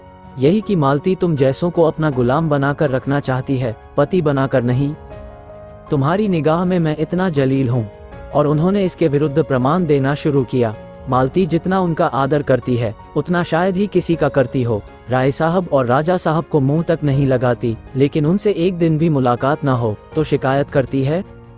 गोविंदी ने इन प्रमाणों को एक फूंक में उड़ा दिया, इसीलिए कि वो तुम्हें सबसे बड़ा आंखों का अंधा समझती है, दूसरों को इतनी आसानी से बेवकूफ नहीं बना सकती। खन्ना ने डींग मारी, वह चाहे तो आज मालती से विवाह कर सकते हैं, आज, अभी। मगर गोविंदी को बिल्कुल विश्वास नहीं। तुम 7 जन्म नाक रगड़ो तो भी वह तुमसे विवाह न करेगी। तुम उसके टट्टू हो, तुम्हें घास खिलाएगी, कभी कभी तुम्हारा मुंह सहलाएगी, तुम्हारे पुट्ठों पर हाथ फेरेगी, लेकिन इसीलिए कि तुम्हारे ऊपर सवारी गांठे, तुम्हारे जैसे 1000 बुद्धू उसकी जेब में हैं। गोविंदी आज बहुत बड़ी जाती थी, मालूम होता है। आज वो उनसे लड़ने पर तैयार होकर आई है। डॉक्टर के बुलाने का तो केवल बहाना था। खन्ना अपने योग्यता और दक्षता और पुरुषत्व पर इतना बड़ा आक्षेप कैसे सह सकते थे? तुम्हारे ख्याल में मैं बुद्धू और मूर्ख हूँ, तो ये हजारों क्यों मेरे द्वार पर नाक रगड़ते हैं? कौन राजा या ताल्लुकेदार है जो मुझे दंडवत नहीं करता? सैकड़ों को उल्लू बनाकर छोड़ दिया। यही तो मालती की विशेषता है कि जो औरों को सीधे उस्तरे से मुनरता है, उसे वो उल्टे छुरे से मुनरती है। तुम मालती की चाहे जितनी बुराई करो, तुम उसकी पांव की धूल भी नहीं हो। मेरी दृष्टि में वह वेश्याओं से भी गई बीती है, क्योंकि वो पर्दे की आड़ से शिकार खेलती है। दोनों ने अपने अपने अग्निबाण छोड़ दिए। खन्ना ने गोविंदी को चाहे कोई दूसरी कठोर से कठोर बात कही होती, उसे इतनी बुरी न लगती, पर मालती से उसकी यह घृणित तुलना उसकी सहिष्णुता के लिए भी असह्य थी। गोविंदी ने भी खन्ना को चाहे जो कुछ कहा होता, वह इतने गर्म न होते, लेकिन मालती का यह अपमान वह नहीं सह सकते। दोनों एक दूसरे के कोमल स्थलों से परिचित थे। दोनों के निशाने ठीक बैठे और दोनों तिल मिला उठे। खन्ना की आंखें लाल हो गईं। गोविंदी का मुंह लाल हो गया। खन्ना आवेश में उठे और उसके दोनों कान पकड़कर जोर से ऐंठे और 3 तमाचे लगा दिए। गोविंदी रोती हुई अंदर चली गई। जरा देर में डॉक्टर नाग आए और सिविल सर्जन मी टॉड आए और भिषाचार्य नीलकंठ शास्त्री आए, पर गोविंदी बच्चे को लिए अपने कमरे में बैठी रही। किसने क्या कहा, क्या तशखीस की, उसे कुछ मालूम नहीं। जिस विपत्ति की कल्पना वह कर रही थी, वह आज उसके सिर पर आ गई। खन्ना ने आज जैसे उससे नाता तोड़ लिया, जैसे उसे घर से खदेड़ कर द्वार बंद कर लिया। जो रूप का बाजार लगा कर बैठती है, जिसकी परछाई भी वह अपने ऊपर पड़ने नहीं देना चाहती, वह उस पर परोक्ष रूप से शासन करे, यह न होगा। खन्ना उसके पति हैं, उन्हें उसको समझाने बुझाने का अधिकार है। उनकी मार को भी वह शिरोधार्य कर सकती है, पर मालती का शासन असंभव। मगर बच्चे का ज्वर जब तक शांत न हो जाए, वो हिल नहीं सकती। आत्माभिमान को भी कर्तव्य के सामने सिर झुकाना पड़ेगा। दूसरे दिन बच्चे का ज्वर उतर गया था। गोविंदी ने एक तांगा मंगवाया और घर से निकली। जहां उसका इतना अनादर है, वहां अब वह नहीं रह सकती। आघात इतना कठोर था कि बच्चों का मोह भी टूट गया था। उनके प्रति उसका जो धर्म था, उसे वो पूरा कर चुकी है। शेष जो कुछ है, वह खन्ना का धर्म है। हाँ, गोद के बालक को वह किसी तरह नहीं छोड़ सकती। वह उसकी जान के साथ है, और इस घर से वह केवल अपने प्राण लेकर निकलेगी, और कोई चीज उसकी नहीं है। इन्हें ये दावा है कि वह उसका पालन करते हैं। गोविंदी दिखा देगी कि वह उनके आश्रय से निकल कर भी जिंदा रह सकती है। तीनों बच्चे उस समय खेलने गए थे।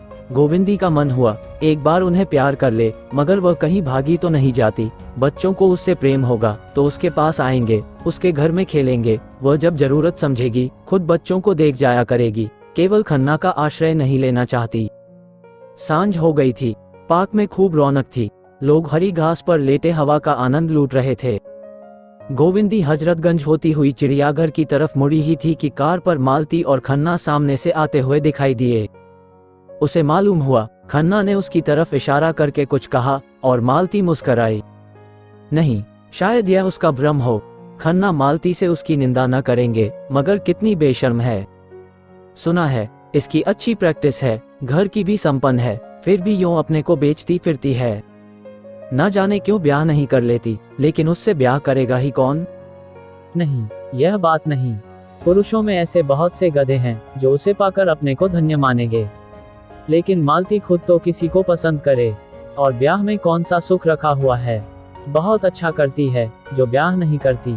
अभी सब उसके गुलाम हैं, तब वह एक की लोनी होकर रह जाएगी। बहुत अच्छा कर रही है। अभी तो यह महाशय भी उसके तलवे चाहते हैं, कहीं इनसे ब्याह कर ले तो उस पर शासन करने लगे, मगर इनसे वह क्यों ब्याह करेगी। और समाज में 2-4 ऐसी स्त्रियां बनी रहें तो अच्छा, पुरुषों के कान तो गर्म करती रहें। आज गोविंदी के मन में मालती के प्रति बड़ी सहानुभूति उत्पन्न हुई। वह मालती पर आक्षेप करके उसके साथ अन्याय कर रही है। क्या मेरी दशा को देखकर उसकी आंखें न खुलती होंगी? विवाहित जीवन की दुर्दशा आंखों देखकर अगर वह इस जाल में नहीं फंसती तो क्या बुरा करती है। चिड़ियाघर में चारों तरफ सन्नाटा छाया हुआ था। गोविंदी ने तांगा रोक दिया और बच्चे को लिए हरी धूप की तरफ चली, मगर 2 ही 3 कदम चली थी कि चप्पल पानी में डूब गए। अभी थोड़ी देर पहले लॉन सींचा गया था और घास के नीचे पानी बह रहा था। उस उतावली में उसने पीछे न फिरकर 1 कदम और आगे रखा तो पांव कीचड़ में सन गए। उसने पांव की ओर देखा। अब यहाँ पांव धोने के लिए पानी कहाँ से मिलेगा? उसकी सारी मनोव्यथा लुप्त हो गई। पाँव धोकर साफ करने की नई चिंता हुई। उसकी विचारधारा रुक गई। जब तक पाँव साफ न हो जाए वो कुछ नहीं सोच सकती। सहसा उसे एक लंबा पाइप घास में छिपा नजर आया जिसमें से पानी बह रहा था। उसने जाकर पाँव धोए, चप्पल धोए, हाथ मुंह धोया, थोड़ा सा पानी चुल्लू में लेकर पिया और पाइप के उस पार सूखी जमीन पर जा बैठी। उदासी में मौत की याद तुरंत आती है। कहीं वो यही बैठे बैठे मर जाए तो क्या हो। तांगे वाला तुरंत जाकर खन्ना को खबर देगा। खन्ना सुनते ही खिल उठेंगे, लेकिन दुनिया को दिखाने के लिए आंखों पर रुमाल रख लेंगे। बच्चों के लिए खिलौने और तमाशे माँ से प्यारे हैं। ये है उसका जीवन जिसके लिए कोई 4 बूंद आंसू बहाने वाला भी नहीं। तब उसे वो दिन याद आया जब उसकी सास जीती थी और खन्ना उड़नकू न हुए थे। तब उसे सास का बात बात पर बिगड़ना बुरा लगता था। आज उसे सास के उस क्रोध में स्नेह का रस घुला हुआ जान पड़ रहा था। तब वो सास से रूठ जाती थी और सास उसे दुलार कर मनाती थी। आज वो महीनों रूठी पड़ी रहे, किसे परवाह है। एकाएक उसका मन उड़कर माता के चरणों में जा पहुंचा। हाय, आज अम्मा होती तो क्यों उसकी ये दुर्दशा होती। उसके पास और कुछ ना था। स्नेह भरी गोद तो थी, प्रेम भरा अंचल तो था जिसमें मुंह डालकर वह रो लेती।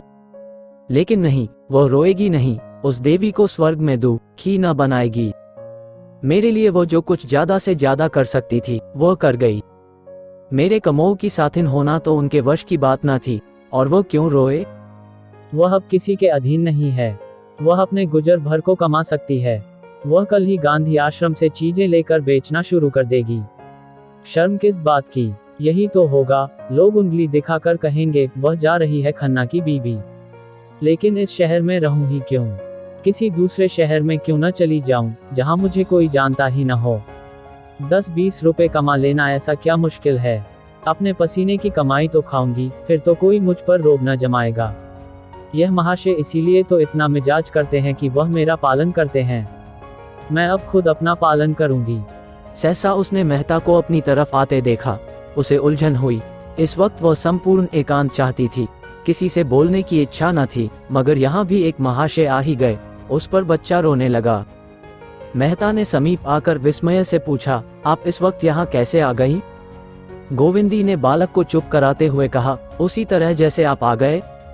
मेहता ने मुस्करा कर कहा, मेरी बात न चलाइए। धोबी का कुत्ता, न घर का न घाट का। लाइए, मैं बच्चे को चुप करा दूं। आपने ये कला कब सीखी। अभ्यास करना चाहता हूँ। इसकी परीक्षा जो होगी। अच्छा, परीक्षा के दिन करीब आ गए। ये तो मेरी तैयारी पर है। जब तैयार हो जाऊंगा बैठ जाऊंगा। छोटी छोटी उपाधियों के लिए हम पढ़ पढ़ कर आंखें फोड़ लिया करते हैं। ये तो जीवन व्यापार की परीक्षा है। अच्छी बात है, मैं भी देखूंगी आप किस ग्रेड में पास होते हैं। ये कहते हुए उसने बच्चे को उनकी गोद में दे दिया। उन्होंने बच्चे को कई बार उछाला तो वह चुप हो गया। बालकों की तरह डींग मारकर बोले, देखा आपने कैसा मंत्र के जोर से चुप कर दिया। अब मैं भी कहीं से एक बच्चा लाऊंगा। गोविंदी ने विनोद किया, बच्चा ही लाइएगा या उसकी माँ भी। मेहता ने विनोद भरी निराशा से सिर हिलाकर कहा, ऐसी औरत तो कहीं मिलती ही नहीं। क्यों, मिस मालती नहीं है। सुंदरी, शिक्षिता, गुणवती, मनोहारिणी, और आप क्या चाहते हैं। मिस मालती में वो एक बात नहीं है जो मैं अपनी स्त्री में देखना चाहता हूँ। गोविंदी ने इस कोत्सा का आनंद लेते हुए कहा, उसमें क्या बुराई है। सुनून, भौरे तो हमेशा घेरे रहते हैं। मैंने सुना है आजकल पुरुषों को ऐसी ही औरतें पसंद आती हैं।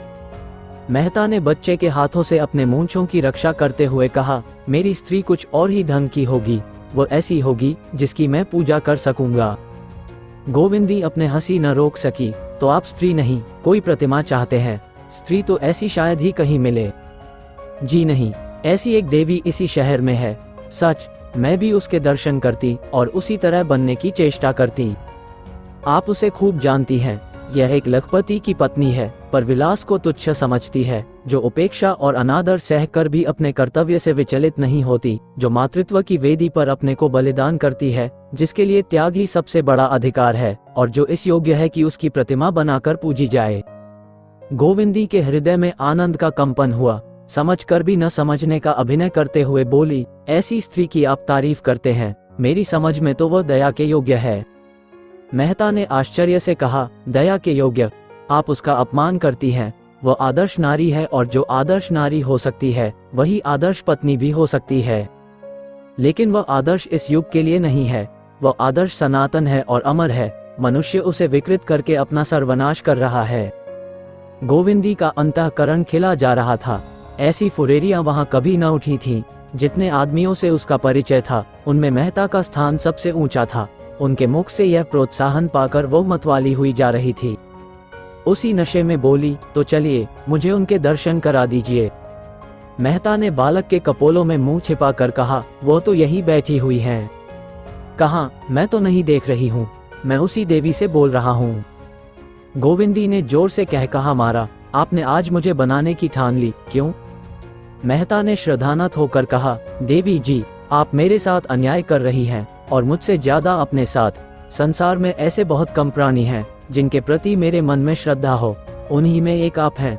आपका धैर्य और त्याग और शील और प्रेम अनुपम है। मैं अपने जीवन में सबसे बड़े सुख की जो कल्पना कर सकता हूँ, वह आप जैसी किसी देवी के चरणों की सेवा है। जिस नारीत्व को मैं आदर्श मानता हूँ, आप उसकी सजीव प्रतिमा हैं। गोविंदी की आंखों से आनंद के आंसू निकल पड़े। इस श्रद्धा कवच को धारण करके वह किस विपत्ति का सामना न करेगी। उसके रोम रोम में जैसे मृदु संगीत की ध्वनि निकल पड़ी। उसने अपने रमणीत्व का उल्लास मन में दबा कर कहा, आप दार्शनिक क्यों हुए मेहता जी? आपको तो कवि होना चाहिए था। मेहता सरलता से हंसकर बोले, क्या आप समझती हैं, बिना दार्शनिक हुए ही कोई कवि हो सकता है? दर्शन तो केवल बीच की मंजिल है। तो अभी आप कवित्व के रास्ते में हैं, लेकिन आप ये भी जानते हैं, कवि को संसार में कभी सुख नहीं मिलता। जिसे संसार दुख कहता है, वही कवि के लिए सुख है। धन और ऐश्वर्य, रूप और बल, विद्या और बुद्धि, ये विभूतियां संसार को चाहे कितना ही मोहित कर लें, कवि के लिए यहाँ जरा भी आकर्षण नहीं है। उसके मोद और आकर्षण की वस्तु तो बुझी हुई आशाएं और मिटी हुई स्मृतियां और टूटे हुए हृदय के आंसू हैं। जिस दिन इन विभूतियों में उसका प्रेम न रहेगा, उस दिन वह कवि न रहेगा। दर्शन जीवन के इन रहस्यों से केवल विनोद करता है, कवि उनमें लय हो जाता है। मैंने आपकी 2-4 कविताएं पढ़ी हैं और उनमें जितनी पुलक, जितना कंपन, जितनी मधुर व्यथा, जितना रुलाने वाला उन्माद पाया है, वह मैं ही जानता हूँ। प्रकृति ने हमारे साथ कितना बड़ा अन्याय किया है कि आप जैसी कोई दूसरी देवी नहीं बनाई। गोविंदी ने हसरत भरे स्वर में कहा, नहीं मेहता जी, यह आपका भ्रम है। ऐसी नारियां यहाँ आपको गली गली में मिलेंगी और मैं तो उन सब से गई बीती हूँ। जो स्त्री अपने पुरुष को प्रसन्न न रख सके, अपने को उसके मन की न बना सके, वह भी कोई स्त्री है। मैं तो कभी कभी सोचती हूँ कि मालती से यह कला सीखूं। जहाँ मैं असफल हूँ, वहाँ वह सफल है। मैं अपनों को भी अपना नहीं बना सकती, वह दूसरों को भी अपना बना लेती है। क्या यह उसके लिए श्रेय की बात नहीं? मेहता ने मुंह बनाकर कहा, शराब अगर लोगों को पागल कर देती है, तो इसीलिए उसे क्या पानी से अच्छा समझा जाए, जो प्यास बुझाता है, जिलाता है और शांत करता है? गोविंदी ने विनोद की शरण लेकर कहा, कुछ भी हो, मैं तो ये देखती हूँ कि पानी मारा मारा फिरता है और शराब के लिए घर द्वार बिक जाते हैं, और शराब जितनी ही तेज और नशीली हो, उतनी ही अच्छी। मैं तो सुनती हूँ, आप भी शराब के उपासक हैं? गोविंदी निराशा की उस दशा में पहुंच गई थी, जब आदमी को सत्य और धर्म में भी संदेह होने लगता है, लेकिन मेहता का ध्यान उधर न गया। उनका ध्यान तो वाक्य के अंतिम भाग पर ही चिमट कर रह गया। अपने मद सेवन पर उन्हें जितनी लज्जा और क्षोभ आज हुआ, उतना बड़े बड़े उपदेश सुनकर भी न हुआ था। तर्कों का उनके पास जवाब था और मुंह तोड़, लेकिन इस मीठी चुटकी का उन्हें कोई जवाब न सूझा। वह पछताए कि कहाँ उन्हें शराब की युक्ति सूझी। उन्होंने खुद मालती की शराब से उपमा दी थी। उनका वार अपने ही सिर पर पड़ा। लज्जित होकर बोले, हाँ देवी जी, मैं स्वीकार करता हूँ कि मुझ में यह आसक्ति है। मैं अपने लिए उसकी जरूरत बतलाकर और उसके विचारोत्तेजक गुणों के प्रमाण देकर गुनाह का उज्र न करूंगा, जो गुनाह से भी बदतर है। आज आपके सामने प्रतिज्ञा करता हूँ कि शराब की एक बूंद भी कंठ के नीचे न जाने दूंगा। गोविंदी ने सन्नाटे में आकर कहा, यह आपने क्या किया मेहता जी? मैं ईश्वर से कहती हूँ, मेरा यह आशय न था, मुझे इसका दुख है। नहीं, आपको प्रसन्न होना चाहिए कि आपने एक व्यक्ति का उद्धार कर दिया। मैंने आपका उद्धार कर दिया। मैं तो खुद आपसे अपने उद्धार की याचना करने जा रही हूँ। मुझसे धन्य भाग। गोविंदी ने करुण स्वर में कहा, हाँ, आपके सिवा मुझे कोई ऐसा नहीं नजर आता जिसे मैं अपनी कथा सुनाऊं। देखिए, ये बात अपने ही तक रखिएगा, हालांकि आपको ये याद दिलाने की जरूरत नहीं। मुझे अब अपना जीवन असह्य हो गया है। मुझसे अब तक जितनी तपस्या हो सकी मैंने की, लेकिन अब नहीं सहा जाता। मालती मेरा सर्वनाश किए डालती है, मैं अपने किसी शस्त्र से उस पर विजय नहीं पा सकती।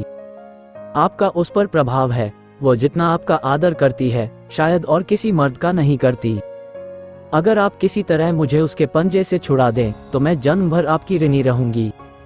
उसके हाथों मेरा सौभाग्य लुटा जा रहा है, आप अगर मेरी रक्षा कर सकते हैं तो कीजिए। मैं आज घर से यह इरादा करके चली थी कि फिर लौट कर न आऊंगी। मैंने बड़ा जोर मारा कि मोह के सारे बंधनों को तोड़कर फेंक दूं, लेकिन औरत का हृदय बड़ा दुर्बल है मेहता जी। मोह उसका प्राण है, जीवन रहते मोह को तोड़ना उसके लिए असंभव है। मैंने आज तक अपनी व्यथा अपने मन में रखी, लेकिन आज मैं आपसे आंचल फैलाकर भिक्षा मांगती हूँ। मालती से मेरा उद्धार कीजिए, मैं इस मायाविनी के हाथों मिटी जा रही हूँ। उसका स्वर आंसुओं में डूब गया, वो फूट फूट कर रोने लगी। मेहता अपनी नजरों में कभी इतने ऊंचे न उठे थे, उस वक्त भी नहीं जब उनकी रचना को फ्रांस की एकेडमी ने शताब्दी की सबसे उत्तम कृति कहकर उन्हें बधाई दी थी। जिस प्रतिमा की वह सच्चे दिल से पूजा करते थे, जिसे मन में वह अपनी इष्ट देवी समझते थे और जीवन के असूझ प्रसंगों में जिससे आदेश पाने की आशा रखते थे, वो आज उनसे भिक्षा मांग रही थी। उन्हें अपने अंदर ऐसी शक्ति का अनुभव हुआ कि वो पर्वत को भी फाड़ सकते हैं, समुद्र को तैरकर पार कर सकते हैं। उन पर नशा सा छा गया, जैसे बालक काठ के घोड़े पर सवार होकर समझ रहा हो वो हवा में उड़ रहा है। काम कितना असाध्य है, इसकी सुधि न रही। अपने सिद्धांतों की कितनी हत्या करनी पड़ेगी, बिल्कुल ख्याल न रहा। आश्वासन के स्वर में बोले, आप मालती की ओर से निश्चिंत रहें, वह आपके रास्ते से हट जाएगी। मुझे न मालूम था कि आप उससे इतनी दुखी हैं। मेरी बुद्धि का दोष, आंखों का दोष, कल्पना का दोष, और क्या कहूँ, वरना आपको इतनी वेदना क्यों सहनी पड़ती। गोविंदी को शंका हुई, बोली, लेकिन सिंगनी से उसका शिकार छीनना आसान नहीं है, ये समझ लीजिए। मेहता ने दृढ़ता से कहा, नारी हृदय धरती के समान है, जिससे मिठास भी मिल सकती है, कड़वापन भी। उसके अंदर पड़ने वाले बीज में जैसी शक्ति हो। आप पछता रहे होंगे, कहाँ से आज इससे मुलाकात हो गई। मैं अगर कहूँ कि मुझे आज ही जीवन का वास्तविक आनंद मिला है तो शायद आपको विश्वास न आए। मैंने आपके सिर पर इतना बड़ा भार रख दिया। मेहता ने श्रद्धा मधुर स्वर में कहा, आप मुझे लज्जित कर रही है देवी जी। मैं कह चुका, मैं आपका सेवक हूँ। आपके हित में मेरे प्राण भी निकल जाएं, तो मैं अपना सौभाग्य समझूंगा। इसे कवियों का भावावेश न समझिए, यह मेरे जीवन का सत्य है। मेरे जीवन का क्या आदर्श है, आपको ये बतला देने का मोह मुझसे नहीं रोक सकता। मैं प्रकृति का पुजारी हूँ और मनुष्य को उसके प्राकृतिक रूप में देखना चाहता हूँ, जो प्रसन्न होकर हंसता है, दुखी होकर रोता है और क्रोध में आकर मार डालता है। जो दुख और सुख दोनों का दमन करते हैं, जो रोने को कमजोरी और हंसने को हल्कापन समझते हैं, उनसे मेरा कोई मेल नहीं। जीवन मेरे लिए आनंदमय क्रीड़ा है, सरल, स्वच्छंद, जहाँ कोत्सा, ईर्ष्या और जलन के लिए कोई स्थान नहीं। मैं भूत की चिंता नहीं करता, भविष्य की परवाह नहीं करता। मेरे लिए वर्तमान ही सब कुछ है।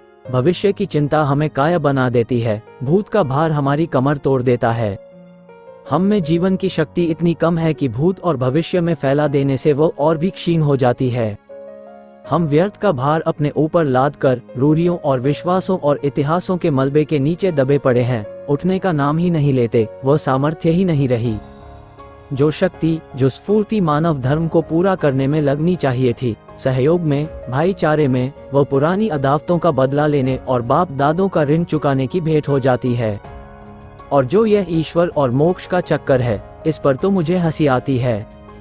यह मोक्ष और उपासना अहंकार की पराकाष्ठा है, जो हमारी मानवता को नष्ट किए डालती है। जहाँ जीवन है, क्रीड़ा है, चहक है, प्रेम है, वही ईश्वर है, और जीवन को सुखी बनाना ही उपासना है और मोक्ष है। ज्ञानी कहता है, होठों पर मुस्कुराहट न आए, आंखों में आंसू न आए। मैं कहता हूँ, अगर तुम हंस नहीं सकते और रो नहीं सकते तो तुम मनुष्य नहीं हो, पत्थर हो। वह ज्ञान जो मानवता को पीस डाले, ज्ञान नहीं है, कोल्हू है। मगर क्षमा कीजिए, मैं तो एक पूरी स्पीच ही दे गया। अब देर हो रही है, चलिए मैं आपको पहुंचा दूं। बच्चा भी मेरी गोद में सो गया। गोविंदी ने कहा, मैं तो तांगा लाई हूँ, तांगे को यहीं से विदा कर देता हूँ।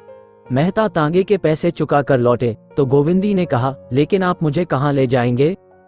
मेहता ने चौंक कर पूछा, क्यों, आपके घर पहुंचा दूंगा।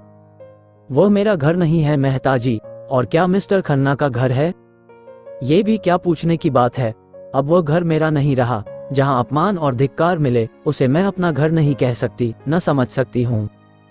मेहता ने दर्द भरे स्वर में, जिसका एक एक अक्षर उनके अंतःकरण से निकल रहा था, कहा, नहीं देवी जी, वह घर आपका है और सदैव रहेगा। उस घर की आपने सृष्टि की है, उसके प्राणियों की सृष्टि की है, और प्राण जैसे देह का संचालन करता है उसी तरह आपने उसका संचालन किया है। प्राण निकल जाए तो देह की क्या गति होगी। मातृत्व महान गौरव का पद है देवी जी, और गौरव के पद में कहाँ अपमान और धिक्कार और तिरस्कार नहीं मिला। माता का काम जीवन दान देना है। जिसके हाथों में इतनी अतुल शक्ति है उसे इसकी क्या परवाह कि कौन उससे रूठता है, कौन बिगड़ता है। प्राण के बिना जैसे देह नहीं रह सकती, उसी तरह प्राण का भी देह ही सबसे उपयुक्त स्थान है। मैं आपको धर्म और त्याग का क्या उपदेश दूं? आप तो उसकी सजीव प्रतिमा है। मैं तो यही कहूंगा कि गोविंदी ने अधीर होकर कहा, लेकिन मैं केवल माता ही तो नहीं हूँ, नारी भी तो हूँ। मेहता ने 1 मिनट तक मौन रहने के बाद कहा, हाँ है, लेकिन मैं समझता हूँ कि नारी केवल माता है और इसके उपरांत वह जो कुछ है वह सब मातृत्व का उपक्रम मात्र है। मातृत्व संसार की सबसे बड़ी साधना, सबसे बड़ी तपस्या, सबसे बड़ा त्याग और सबसे महान विजय है। एक शब्द में उसे लय कहूंगा, जीवन का, व्यक्तित्व का और नारीत्व का भी। आप मिस्टर खन्ना के विषय में इतना ही समझ लें कि वह अपने होश में नहीं है। वह जो कुछ कहते हैं या करते हैं वह उन्माद की दशा में करते हैं, मगर यह उन्माद शांत होने में बहुत दिन न लगेंगे और वह समय बहुत जल्द आएगा जब वह आपको अपनी इष्ट देवी समझेंगे। गोविंदी ने इसका कुछ जवाब न दिया। धीरे धीरे कार की ओर चली। मेहता ने बढ़कर कार का द्वार खोल दिया। गोविंदी अंदर जा बैठी। कार चली, मगर दोनों मौन थे। गोविंदी जब अपने द्वार पर पहुंचकर कार से उतरी तो बिजली के प्रकाश में मेहता ने देखा उसकी आंखें सजल हैं। बच्चे घर में से निकल आए और अम्मा अम्मा कहते हुए माता से लिपट गए। गोविंदी के मुख पर मातृत्व की उज्ज्वल गौरवमयी ज्योति चमक उठी। उसने मेहता से कहा, इस कष्ट के लिए आपको बहुत धन्यवाद, और सिर नीचा कर लिया। आंसू की एक बूंद उसके कपोल पर आ गिरी थी। मेहता की आंखें भी सजल हो गईं। इस ऐश्वर्य और विलास के बीच में भी यह नारी हृदय कितना दुखी है। यदि आप वीडियो अभी भी देख रहे हो तो प्लीज चैनल को सब्सक्राइब करें एवं वीडियो को लाइक करें। थैंक्स। मिलते हैं अगले पार्ट में, तब तक के लिए बाय बाय।